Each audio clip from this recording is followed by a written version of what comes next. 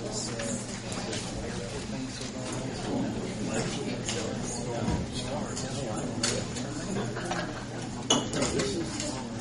going to wait a minute or two more for Kathy to get her minutes. So we all get a chance to look at it. Got the agenda.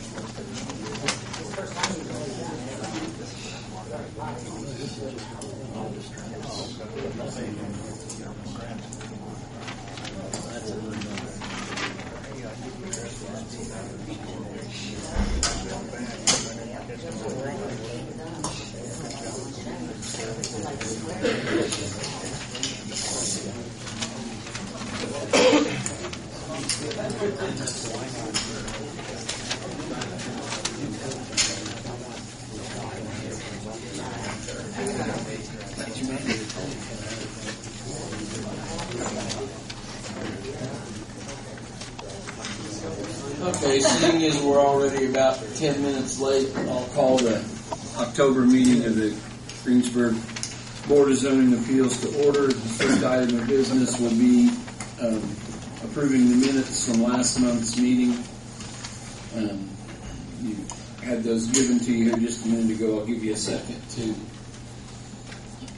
read through those, and then if there's no, let's see if there's any corrections.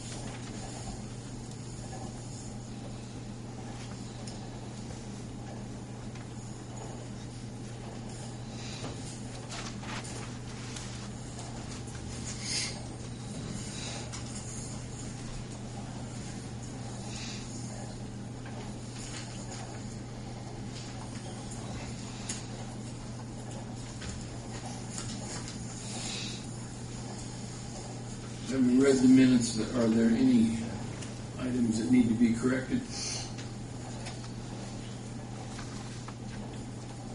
If not, I'll entertain a motion that we approve the minutes from September's meeting.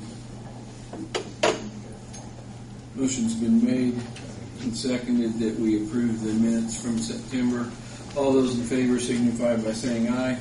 Aye. Opposed, same sign. Hearing none, they'll stand approved. Our first item this evening then is Ahmad Mazikas, 402 South Michigan. This is continued from our September meeting because the variance he had requested had not been signed, and it has now been signed and is properly on file. Kathy, was he planning on attending this evening? Because I don't see him in the audience.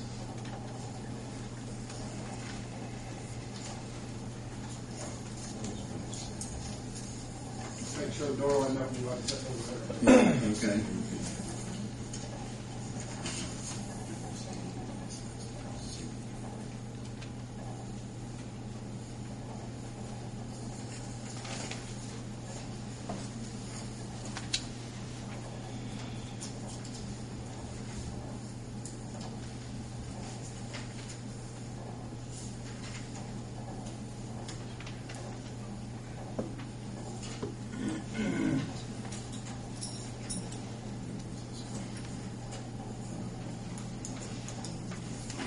So as far as you know, he was planning on being here and he is not here.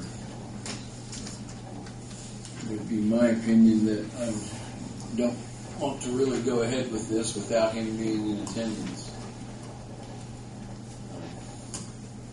We can table it, or we can vote against it, or you can vote to approve it. You can do whichever the board would appear. You can also give anybody that's here in the audience on this an opportunity to speak again if you'd like.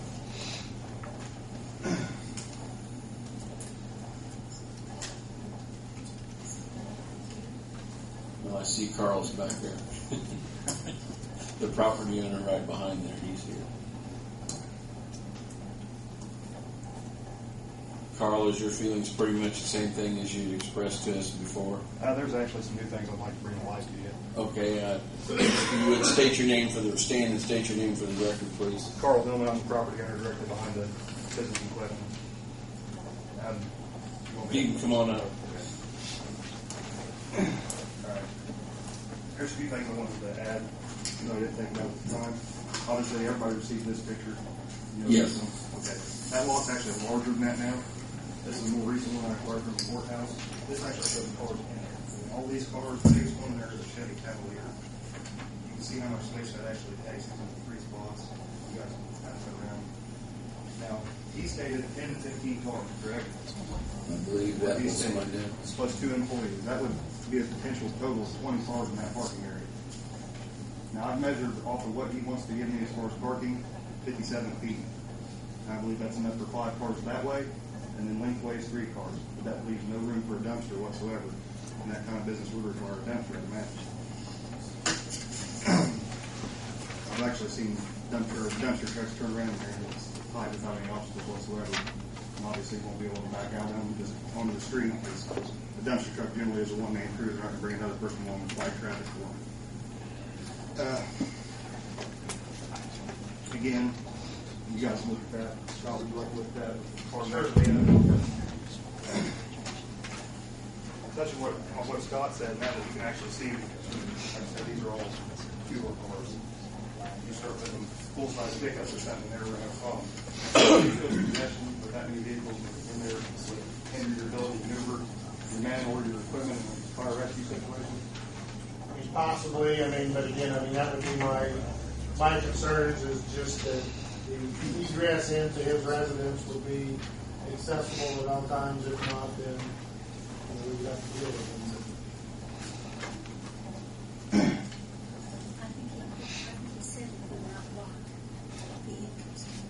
Yeah, I think you said 10 to 12 cars or something like that. Did you add 5 plus 2 employees? You're up. Almost, yeah. That's quite a few in that space. That lot picture, the lot's actually bigger now than it was in the picture that you guys all looked at before. I don't see where the customers would park in that situation.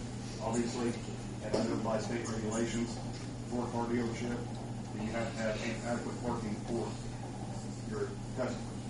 Now, the only place I can imagine parking would be behind me walking in, hindering my ability to actually enter the property.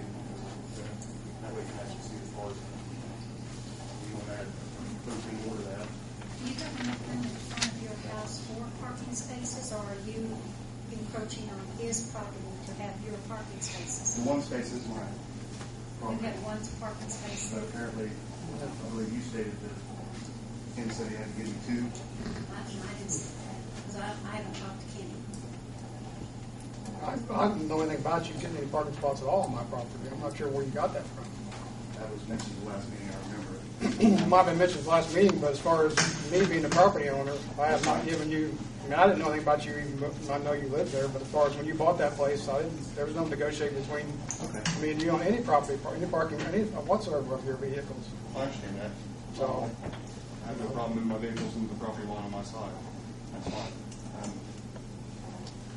In that case, that would free up, I guess, another parking spot there. And again, with this type of business, Lynn, you asked me if I knew what it was zoned. Yes, I knew it was zoned for retail. This is actually would be a rezoning of the property, correct? No, it's a special exempt. Okay. It's a conditional use, only goes for him and his employees there. And again, I don't know if any of you retained any of the paperwork from your guys' legislation on how you can grant these if it doesn't affect or anything like that. Did you retain any of that paperwork? I'd highlighted some things of the zoning legislation. I'll read it again if you guys don't mind. The board shall have power to grant conditional use as long as it, I'm going to state the ones I believe to effect, will not endanger the public health, safety, morals, comfort, or general welfare. Will be designed, constructed, operated, and maintained so as to be harmonious and appropriate in appearance with existing or intended character of general vicinity and will not change the character of the same area. Will not generate traffic on the existing street that will cause congestion or unsafe ingress or egress. So I believe that will. Not affect general welfare by reason of excessive production of traffic, noise, smoke, dust, fumes, glare, or odors. And I'm just hoping that now you guys have a better idea how much space that would actually take up. Considering, like I said, those cars that are in the lot in that picture are small cars. You start talking minivans and SUVs and stuff like that, we're going to lose a